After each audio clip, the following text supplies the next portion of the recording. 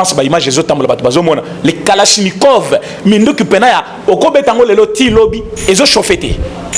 Alors, Munduki on a pour la sécurité, parce que ça, c'est ce que moi j'ai fait au quotidien. Munduki a malade, Munduki est chauffé. Donc, Kobetango le loti lobby, à ta munition ici, au bando le munition, mais Munduki c'est chauffé. Au sein d'un énergie tante, pour ça, il chauffé et qu'on pense à l'eau longue. Alors, un vrai soldat, il a Munduki est chauffé.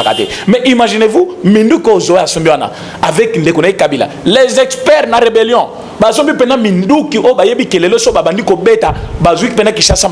mais ils ont compris qu'il y a eu une résistance. La résistance, c'est quoi? Les voyages de chef de l'État. Au Congolais, qui voyage bidon.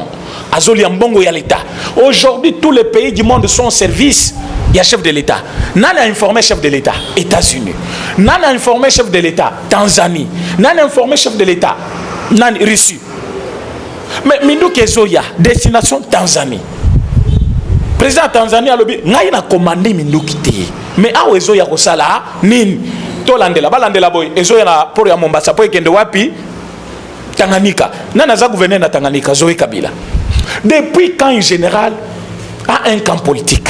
Général Aza apolitique, Aza na camp politique. Démentir Makambwana, Kokonya. Azali ko démentir parce que Ebi ko coûter prison. Et ko coûter prison. Au moment où je te parle, Ebi enquête moko zo salma pour la vidéo.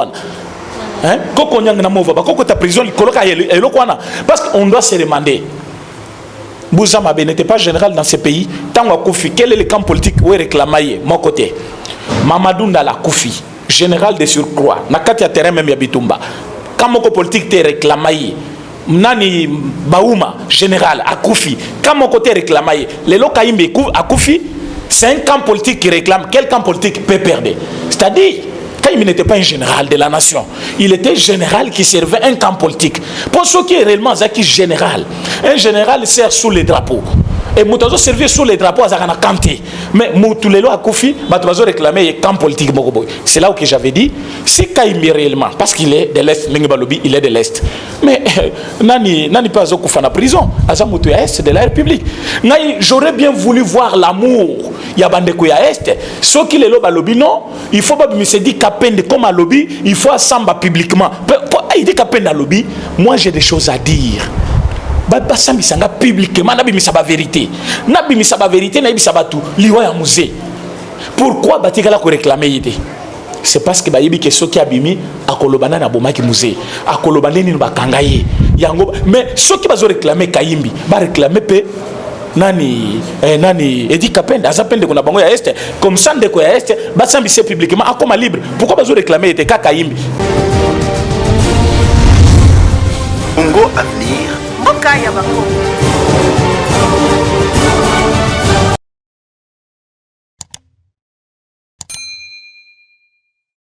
Président René, merci mingi na yoka une émission passée au salon qui n'a de comment quoi journaliste et bosser kolobela moi makamboza kolobake sur retour il y a la mère Mende de comment copé a eu de PC alobaki on a katia ba parle na katia parlement de bubisika wapi ba combattre ba telemaka ko passer message ni vraiment yo ko vraiment koloba de kobalandi parce que les Cambouanais zaimo ko ningisa nga musu balobi pourquoi est-ce que koloba bongo la mère Mende azonga nga musu balobi akoki koloba bongo parce que bazali na poste ya la mère Mende azonga na poste place ya jeu no makelele to ebite yo okokoloba nini na ba propos aneza kolobama.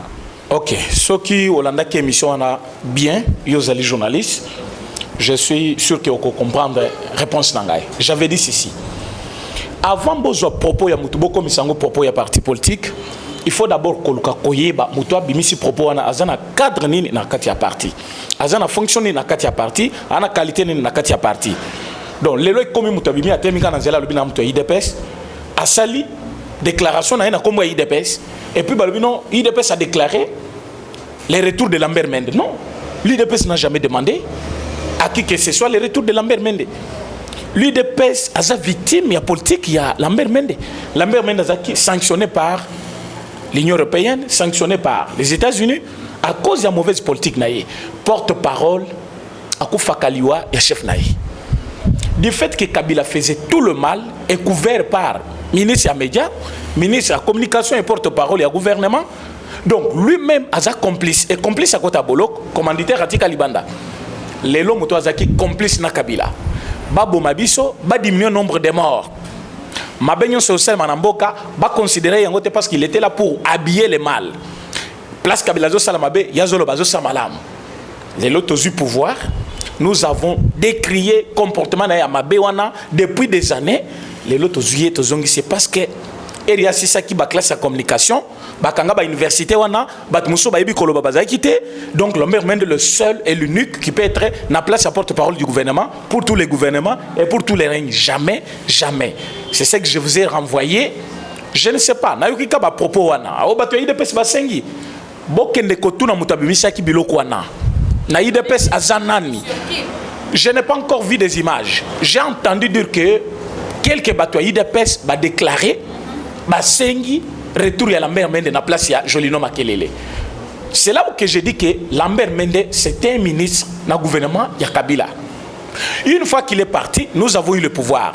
Botal escoba image il y a Ndeko Tozongi se place sur Jolino Makelele avant comme ministre de communication. Vous verrez que c'est un bon parleur. C'est quelqu'un qui s'y connaît en la matière. Il est capable de koloba bien, de classer Makambu bien, mais du fait que Bazan a plan à bango caché depuis qu'il a commis président et ou ministre de la communication, nous sommes lali. C'est-à-dire quoi? Il y a une volonté délibérée de la part de Jolino Makelele de limiter les actions des chefs de l'État et Yébana. Avec quel plan? Pour qu'en 2023, va brandir candidature ya Ndeko Nabango, Kamere, Abima. C'est ça, c'est tout ce qu'il y a. Ce n'est pas parce que Jolino a ébi kolobate, Jolino parle très bien. Bolanda tango Jolino azana biso na opposition avant de commencer à pouvoir bolanda ba émission na ye bolanda façon na koloba vous verrez c'est quelqu'un qui sait bien faire son travail mais na éviter toujours critiquer na niveau ni parce que critique na biso et pas Jolino Makelele c'est du fait que azo kendete ko défendre le gouvernement ce n'est pas que parce que azoloba kamabe ce n'est pas parce que ayebi koloba français ce n'est pas parce que azana ba argument mais aboyinde ko sala azo kendete ni na télévision ni ko convoquer ba point de presse ni ko sa ba déclaration pour na ko défendre le gouvernement mais j'ai suivi aussi quelques membres na ba émission et salamaki il y a INC ba lobi que Jolino Makelele za porte-parole il y a gouvernement et non de Tshisekedi aza porte-parole il y a individualité mais ezali ignorance notoire ignorance comment beaucoup kolobaki gouvernement ou ezali kozala validé par les chefs de l'État, formé par les chefs de l'État. Bolobi qui est en train de défendre le gouvernement, de défendre le chef de l'État. On ne lui a pas demandé de défendre Tshisekedi, mais Tolobi a défendre le gouvernement parce que le gouvernement il a validé par les chefs de l'État. Pour leur information, parce que dans l'émission on a l'élo, boye bande ko INC, o balobi le roi, boye ba que c'est le chef de l'État qui nomme les ministres. C'est le chef de l'État qui nomme le premier ministre, c'est le chef de l'État qui préside le conseil des ministres, c'est-à-dire le gouvernement il a un chef de l'État. Avant le premier ministre qui a présenté le programme na katia parlement, chef de l'État a signé un programme andimi yango ne baki ko présenter yango. Mais le balobi porte-parole à défendre le gouvernement. Bino bolobi non, comme les gouvernement de coalition, yango a rapporté kaka oyo balobi na katia conseil des ministres. Mais conseil des ministres, ceux qui ont salaka compte rendu de conseil des ministres, tu n'es plus ministre de communication, au comika ka rapporteur de conseil des ministres. Donc sobo sali conseil des ministres, tu n'as rien à défendre. Souci na bino ezali que je nomme makele bisika za ko sa musala ndenge sengelité. Azali ko sa musala ndenge sengelité parce que il ne peut pas être ministre de communication kakapo aloba compte rendu. Compte rendu numéro 20. Non, ça c'est quoi ça?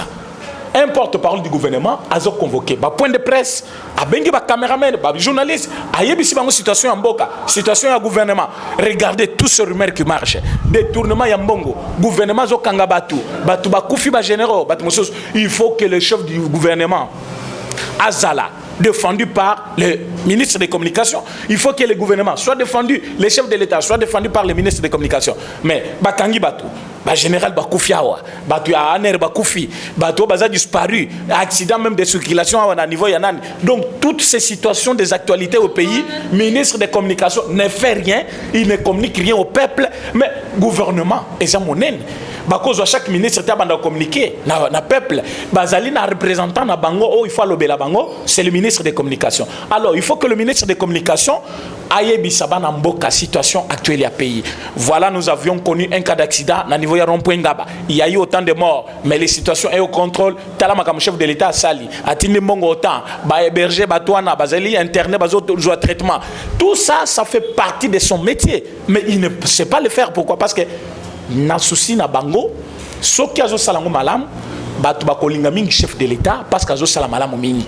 Alors mieux vaut asalate pour que batu ba inaye ba désavouer na 2023 basanine va présenter candidature, il y a Kamere. Or, il se trompe beaucoup. Nous n'allons jamais partir encore aux élections. En 2018, en 2006. Cette fois-ci, afin de refaire les élections, il faut d'abord Congolais combien. Il faut recensement Salem. C'est comme ça que les Sénégalais. Et aussi Mabongo. Et aussi Mabongo. Tala, les Sénégalais sont postulés. Un Sénégalais. Maman, cette fois-ci ou jamais. Et il faut d'abord recensement. Nous sommes en train de tâtonner. Tous 100 millions d'habitants, 80 millions d'habitants, 90 millions d'habitants. On ne sait pas où est Congolais. Voilà quand on nous mène à l'est là-bas de la République, on ne sait pas se défendre. Na est on a soboté bien. Kabila zako zaba voye belé wapi na est. Mais bazo ko fana est chaque jour. Mais bazaka e belé. Nous sommes solution dans le parlement ah oui tika la kosa mateti lo likambwane la la peka apo. Ko bokomi courant que recensement il faut salama avant makamunyo ta fa boleka na élection. Est-ce recensement ngo ko salama tito le kana élection. Tant que le président existe, tant que l'Assemblée nationale peut exister, il y a une dissolution et l'équité. Tant que le but, c'est comme si possibilité on est souhaitée, possibilité on est chef de l'État qui dissout le Parlement ou le lobby. Mais au cas où dissout le Parlement, tu vas pas congé. Il y a un délai, il y a un Parlement, il y a la raté. Mais constitution moins lobby, chef de l'État il faut au moins avant penser parlement azala mutumo kwa kokisi déjà une année au pouvoir. Mais le 24 janvier 2020, tu sais qu'il avait totalisé une année au pouvoir. Yango muni batu bazaki na idée que tant ko komisa une année au pouvoir, vi bambebe belé o batu FCC basalaki na ba blocage ba manifestation na niveau ya parlement nde balobaki na batu. Yokani netindi batu baloba bongo. C'est-à-dire ba comprendre que FCC ne permet pas que Moussa Salama comme il le faut, balobi voilà. Cette fois-ci, chef de l'État pense à Parlement. Donc, ce sont des gens qui disaient, biso comme tu rapporté, oyo, bazazaki koloba, chef de l'État yoka yango, chef de l'État yoki, apaiser les pour et les contre. Alors, biso pense à Parlement, c'est bien. Mais suite aux alanines, bino bozaki kotinda biso, bon pour pense à Parlement. Mais entre-temps, boyeba kité na Jelem Mindu Kezeleki. Et bozo poussé biso, pense à Parlement, boyeba kité na Tanganyika, kuna bazo soma Mindu Kiasika. Imaginez-vous que kuna Mindu Keyi. Na Jelem Mindu Keyi. Yozo panza parlement koto bazo tindika. Mama, bino bokozala wana na palais du peuple. Baki ko panza parlement, mais kuna Mindu ki a Jelem bandi ko kita. Plus ces eaux kita boy. Bazong sibino na mujimai. Hein? Webi na IDPS bato bazé belé kuna baza baloba oui bien. Oui, c'est connu IDPS c'est ça bato nyonso. Mais na kati wana une grande partie ya bato bazaka kuna bazaki baluba. Pourquoi? Parce que le vote au Congo est tributaire. Tout le monde même père, batu bazaki belé Bangala. Na Palu, batu bazaki belé, batu abandundu. Na Bako, batu bazaki belé Bakongo. Ce qui est le pas. Kyungwa kumanza, batu bazaki belé kuna, bazabande kona ya Katanga. Yango na Kasai bazaki pe na représentant na Bango Tshisekedi. Donc ce n'était pas le mal de retrouver Balou belé na kati ya parti de PES parce que batu nyos bazaki soutenir leader na Bango, na province na Bango. C'est ce qui a fait que les lotang bino bozali ko réclamer, soit batu de PES bozali ko réclamer. Bango bazaki na plan caché. Yango moni Zoé Kabila ti lelo azao. Azali retenu pourquoi? Mindu ki kitaki na poro Mombasa, je pense ba image ezo tambola bato bazomona. Les Kalachnikov, Mindu ki pena ya okobetango lelo ti lobby ezo chauffeté. Alors mundu ki wana pona bato ba yibi ma sécurité parce que ça c'est ce que moi j'ai fait au quotidien. Mundu ki amala moza mundu ki chauffakate. Donc okobetango lelo ti lobby ata munition ici au bando loka munition mozo. Mais mundu ki se ezo chauffé. Au sein d'un winner qui tente pour se chauffer et qu'on pense à l'eau longue. Alors un vrai soldat il n'a mundu qui chauffe à côté. Mais imaginez-vous mindu ko zoa sombiana avec ndekone Kabila. Les experts na rébellion. Bazombi pena mindu ki o bayebi kelelo so babandi ko beta bazuki pena ki chassa maboko. Mais ils ont compris qu'il y a eu une résistance. La résistance c'est quoi? Les voyages de chef de l'État. Oba Congolais babenga qui voyage bidon. Azoli ambongo ya l'État. Aujourd'hui tous les pays du monde sont au service. Il y a chef de l'État. Nana a informé chef de l'État, États-Unis. Nana a informé chef de l'État, Tanzanie. Nana a informé chef de l'État, Russie. Mais Mindu Kezoya, destination Tanzanie. Président Tanzanie a lobby, n'a commandé Mindu Kité. mais awa ezo ya kosala nini to landela balandela boy ezo ya na poro ya Mombasa po ekende wapi Tanganyika nana za gouverneur na Tanganyika Zoé Kabila tango Shadara alinga voyager po akende wapi Tanganyika Jeannette Kabila alinga voyager wapi Tanganyika Kalev po a espionner chef de l'état na niveau ya Éthiopie à l'équipe par Tanganyika ezaki base logistique na bango stratégique aussi pour que ceux qui ba bombi minduki kuna babandi ko attaquer de la République mais yo na Kishasa zo yimba kaka dissolution parlement pensa parlement yango tolobaki il fallait qu'on ait bango à petit fait. À petit fait, c'est-à-dire quoi? Découvrir là où il y avait le problème. C'est comme ça, Makambo Kaimbi, bien que ce n'est plus l'actualité pour Nangaï, parce que Azana Morgiti, les Lobazos et la Koma, c'est quelqu'un qui avait tout le plan en main. Il avait tout le plan en main, comment déstabiliser le président Félix, mais il était là. Deuxième personnalité dans la sécurité, chef de l'État, c'est lui. Il a été suspendu. J'avais déjà fait des émissions pour cela. Pourquoi il était suspendu? C'est parce qu'il y avait des problèmes déjà. Toyoka qui déjà info. Yango tebisaki batoyo. Ce qui est réellement liwa na c'est normal parce qu'il lui est engagé. Liwa ekozala bazo proclamer examen d'état lelo. Yoza lauréat kuna na 12 heures kufi. Résultat bimina poko. Alors, la mort ne pouvait pas attendre que non, loko la suspendu. Lobi a koufati. Ne bato yebele ba lobi non parce que ba suspendaki yango kufi. Je condamne aussi les discours incendiés. Il y a Mova, Nao Nani, Kokonyang, que nous allons venger la mort des généraux. Vraiment, je me demande, qualité n'y a pas politicien au Congo, depuis quand un général a un camp politique? Général a politique, a un camp politique. Démentir Makambwana, Kokonyang. Azali ko démentir parce que Ebi ko coûter prison, et ko coûter prison. Au moment où je te parle, Ebi qui enquête moko zo salma pour la vidéo. Hein? Parce qu'on doit se demander. Bouzama n'était pas général dans ce pays. Tant Koufi, quel est le camp politique où il réclamait mon côté? Mamadou Ndala Koufi, général de surcroît. Nakati ya terrain même ya Bitumba. Quand mon politique te réclamait, Nani Baouma, général à Koufi. Quand mon côté réclamait, les Lokaïmbe à Koufi, c'est un camp politique qui réclame. Quel camp politique peut perdre? C'est-à-dire, quand il n'était pas un général de la nation, il était général qui servait un camp politique. Pour ceux qui est réellement général, un général sert sous les drapeaux. Et Moutazo servait sous les drapeaux à Zakana Kanté. Mais Moutulelo a Koufi, Batozo réclamait un camp politique. C'est là où j'avais dit, si Kaïmi réellement, parce qu'il est de l'Est, Lingabalobi, il est de l'Est. Mais Nani pas Koufa en prison, Azamoutou Est de la République. J'aurais bien voulu voir l'amour. Il y a Bandekouya Est. Ceux qui les lobby, non, il faut pas me dire qu'appelle comme un lobby, il faut assembler publiquement. Il dit qu'appelle un lobby, moi j'ai des choses à dire. Basambisanga publiquement nabimisa vérité. Nabimisa vérité nabimisa tout. Liwa ya musée. Pourquoi batikala ko réclamer yité? C'est parce que bayibi que ceux qui abimi akolobana na bomaki musée. Akolobana ni bakangaye. Yango mais ceux qui bazo réclamer Kayimbi, ba réclamer pe nani Edi Kapenda azapende kuna bango ya Est comme ça ndeko ya Est basambise publiquement akoma libre. Pourquoi bazo réclamer yité ka Kayimbi? Kayimbi avait le plan de leur vengeance, le renversement du chef de l'État. Comme ça a échoué, Yango Bazali aux abois. Or, pour Nabango, c'est un coup fatal, mais pour Nabiso, c'est le début. Pour Nanine. Parce que mon Liwanaye, après 2 jours, 3e jour, Léon Lukaku, il n'est pas d'ailleurs. Directeur Mobimba chargé de contre-espionnage, Nakati a service de l'ANER. Retrouvé mort dans sa maison. Quand il me retrouvé mort dans sa maison, vous ne voyez pas, il y a quelque chose. Bazali Kolukaba tout fait vérité. Or, c'est déjà tard. Nous avions déjà la vérité. Tant que Peter Pan m'a commis pas Kabila, il lui a dit tout. Au Basola qui n'a tango fort. Na Kaimbi, na Numbi, na Waouti, na ni Katango Bakangiwana. Kabila était étonné pour savoir que Makamouba Basola Kanakinga Kati. Et les États-Unis. Léon Lukalou retrouvé mort dans sa domicile, ainsi que le général Delphin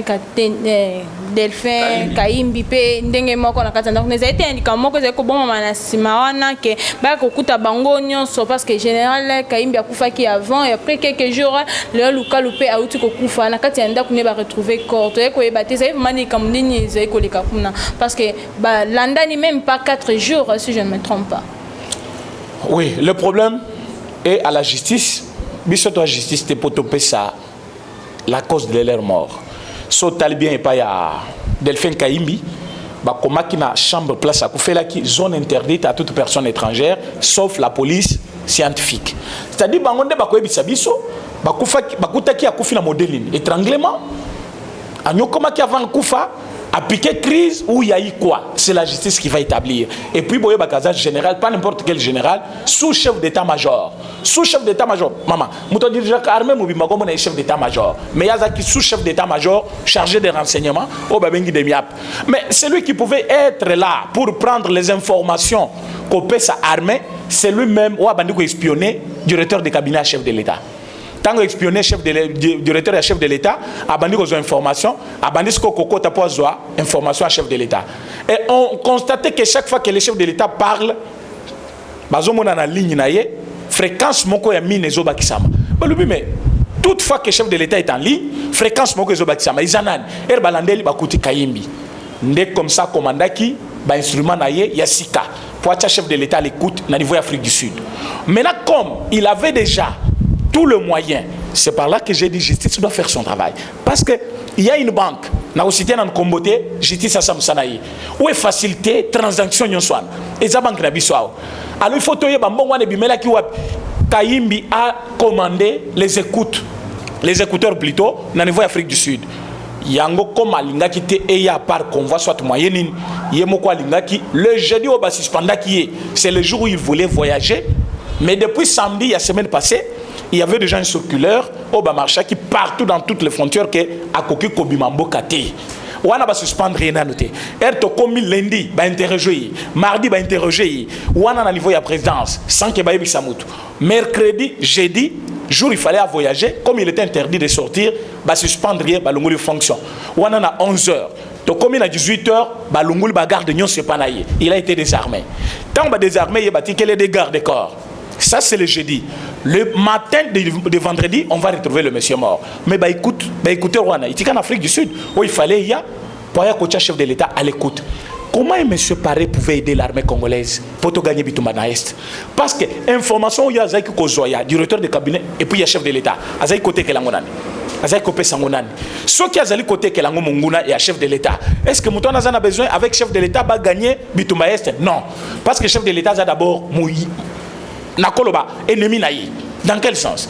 Aux autres informations à Moutou, il y a commandement. Or, le commandant suprême des forces armées de la République, c'est le chef de l'État. Mais tant qu'il y a aux autres informations naïe, aux autres quels? Bon, en premier lieu, il y a côté Kelango Kabila, avec Yéna Kabila, avec Kelango Skoba, groupe armé. Pour entretenir mafia na bango, bayi bambongwana. Non, c'est l'analyse, non, c'est vérifiable. Tant que vous avez l'information, donc tout ce temps-ci, Bazaki a étudié comment fragiliser Félix. Comment le fragiliser? Il y a un batinda qui dit, oh Yasuke Belewana, Mutanda. Batinda tina Cuba. Comment détruire l'IDPS? Comment détruire Tshisekedi? A comme il a dit, politique on a bimité. Parti on a moyen pena ya kolonga yango, j'exclame même na Cuba tu yebiti. Yango mona kitanga ambassadeur ya Cuba yé. A comme na Congo le même jour. Au lieu de lundi 6 mois ci avec la première dame à Pessi Badon, tu sais qu'il y a Pessi Badon. Toi qui n'es comme un mobile naïe, mais tu sais qu'il n'était pas encore président chef de l'État. Les lobes doivent s'approprier Rossi. À combien de bango? Banda Rossi a confié tout le monde clarté. C'est quoi il y a le bien qu'on fouine dans le passé? Est-ce que toi la justice est aussi le matin? Tu sais qu'il a dit je ne vais pas fouiner dans le passé, mais il n'a pas dit la justice. Moi, tu sais que je ne vais pas fouiner, mais la justice reste la justice.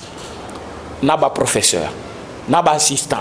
Naba politicien, les excellences, Bangonios va continuer, va comprendre Tshisekedi. Ok, il y a le bien qu'on finit dans le passé. La justice élève une nation. C'était une erreur grave. Pour pas comprendre Tshisekedi, il faut passer à la bango école politique pour pas comprendre. Tshisekedi a dit je ne vais pas fouiner dans le passé. Pourquoi? Moi en tant que président, je n'arrête pas des gens. Je ne veux pas chercher un chaos pour le pays. Mais dis-moi justice, Asala Moussala na les lois justice sont abandonnés au Sa Moussala. Merci président René, comme vraiment Nasuka.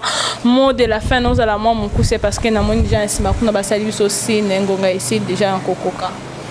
Ok, mot de la fin, nous sommes contre ces communiqués, cette déclaration au Bajen Katangé Basali Mukolo Alelo, balobi que ceux qui bateau basali ko déclarer ou ko réclamer insécurité, liboso ya gouvernorat va continuer, bango ba ko déclencher une guerre contre Tribu Luba au Bazali na Lubumbashi. Je vais vous dire ceci. Vous êtes les jeunes Katangé parce que vous êtes dans la province de Lubumbashi. Et seul Katanga ne peut pas nourrir tous les Congo. Et ceux qui peuvent aller à Katanga, donc vous allez développer. Pour comment il faut tambola, faut visiter la province Moussous, olunga pena no katanga wana oya na Kinshasa soko ko vivre o resurvie olunga pe Kinshasa OK bandundu o resurvie mobali wana ezalite province kara obotami okoli wana donc yo zana makamususa osalate musana okofinga ka bikolo mususu na Lubumbashi awa tozolo balelo selon l'actualité politique obisonyo toyebi insécurité za grave. Mais ce qui est insécurité c'est grave. Numéro 1, il y a province Zaka, gouverneur. Bah membres et IDPS, surtout bah parlementaires debout, ils sont allés déclarer insécurité wana liboso ya gouvernorat. Bah jeune Katangé, bango ba sangani, ba ke ba sa déclaration, bah le but monique. Insécurité est causé d'abord na Katanga et zali par bateau ba outi ba province mususu. Mais bateau bazo qui ne peut que déclarer liboso ya gouverneur, bah zali kaka bateau mikolo mususu wana ba luba. Parce que bateau IDPS baza baluba na Katanga. Alors ceux qui va continuer pour ça la déclaration na bang. Ba lingi ko revendiquer liboso gouvernorat, biso ba jeune Katanga to ko telema et ko sala oyo ba benga ka guerre civile. To bomana na bango, to kozongi sa bango ndenge kyunga salaki. Merci Nabino. Pour les kyunga za libre. Mais c'est pas Mawaya Tshisekedi. So Tshisekedi a lobby les lots, à ça la revanche. Parce que les cimetières les plus longs du monde, c'est les cimetières des Kassaïens. Oh, balungwa ki katanga po bakoma Kasai. Train bandi, 2 minutes, arrêtez le train. Moi na zo botam, moi na botam. Bosali 5 minutes, arrêtez le train. Moi na botamaki akufi. Bosali 5 minutes, arrêtez le train. Papa akufi, il faut bakundaye. Donc botamuli muke, moi na simbi maman, où est papa? Maman yebise avec des larmes. Bauti ko tchena libuluan. Tozonga batimbola na libulu, babisa papa na ngai. Et c'est l'histoire. Souvent quand moi je le dis, je pleure. Maintenant dans un comme on a jeune Katangé moko le loi le bito ko sala bino o basala ke pa kyungu pendant que kyungu aza libre et tu sais que du moulou bati qui est libre. Ça c'est créer un sentiment de tristesse. Na mitu ya baluba. Pour ceux qui les lo baluba balingi ba tangé le nombre ya ba kufa na gare. C'est-à-dire place nyonso ba kuta yo. Balobi na yo direction za moko gare. Tango zo koma gare, ozo ke kozela train moko hypothétique. Train moko ya combien un trimestre pour ya. Ozana ilambate, ozana ma komelate, ozana eloko akoliate. So bolandi documentaire, ya pichi bandalo baka yango akomi boya tuni, comment il se passe ici? Bato organisation nationale internationale il se passe mieux ici parce qu'il meurt au moins 45 personnes par jour. Ah lobby, il meurt 45 personnes par jour, vous dites que ça va mieux? Bah lobby, nous avons déstabilisé cela. Nous avons stabilisé. Il mourait au moins 102 personnes ou 108 personnes par jour. Mais les lots totikali au moins 45 morts par jour. Et c'était grave de plaire. Mais les lots, comme on a jeune Katangé Moko, ou a yébité place n'importe to komi pe awa ndenge ni lelo Tshisekedi pe na pouvoir atiki bato na libre nana no meki nguna SNCC ce n'est pas Tshisekedi. Pourquoi réclamer mabe wana? Parce que toko zong s'appelle justice pour la kate nana bengana ki baluba na katanga et baluba bakufa bazape ba congolais comme ba congolais nyonso ale to bandisco justice parce que Steve Mbika avait déjà déposé plainte. Maintenant il y a ça que plainte on est salema. Et ça le matin, c'était, tu sais que non. Le passé reste le passé. Toko lande la makambouanate, il faut que l'uka kimia ekota. C'est ce que je veux dire. Tobo y tribalisme na Congo. Aba le tribalisme. Mu Congo, mungala, musoyili, muluba, tozali ekolo moko. Ekolo nabiso Congo. Soki lelo tozaki belende tozabo ete, ne Amerika yete, ne Chine yete. Lelo Chine baza première puissance non proclamée. Pourquoi? Nombre oyo bazali coexister. Je suis en train de citer madame et na lobaka makambo yo pena na yoka pena mutu na ngeko makanguba donc pour la carte émission mais je vais quand même respecter l'heure parce que télévision Zangunga mais il faut batubaye baké ce qu'ils ont dit c'est une façon il y a ko créer makambo mususu sur la place biso tozali qu'ils ne pensent pas que en s'attaquant na baluba bako gagner non baluba pe baza batu bako ko résister. Et ce n'est pas n'importe quel moment. Bon, il y a un moment où Balouba peut être fragilisé par Mobutu Moutouazaki na pouvoir. Les lobbies qui sont dans pouvoir. So bamba lobby bacha résistance. Toboma na pamba. Toluka kimia ekota. Muluba Moussoïl Mungala to fan ensemble. Pour que les lombo canabiso et tonga mamalamu, il faut d'abord kimia est à la considération. Blukauta la moninga bandundu comme ndekonayo. Moninga mbandaka lokola ndeko nayo mutu ya ba Congo kuna lokola ndeko nayo mboke ko avancer so cheka na mutu na yo te ngana za mutu ya province boy esili mais na poto kuna tomi benga biso nyonso ba congolais c'est fini mon frère congolais mais awa bolinga kambo division province boy donc bandeko ya Katanga bochana se to fanda biso nyonso insécurité ezali bato nyonso ba bien sécurité ezali bon meka ko tia kimia pour que mboka ait avancé o bazana besoin ba continuer ko zo information pa na biso autrement sur WhatsApp soit n'importe quel moyen boko jo numéro wana plus 243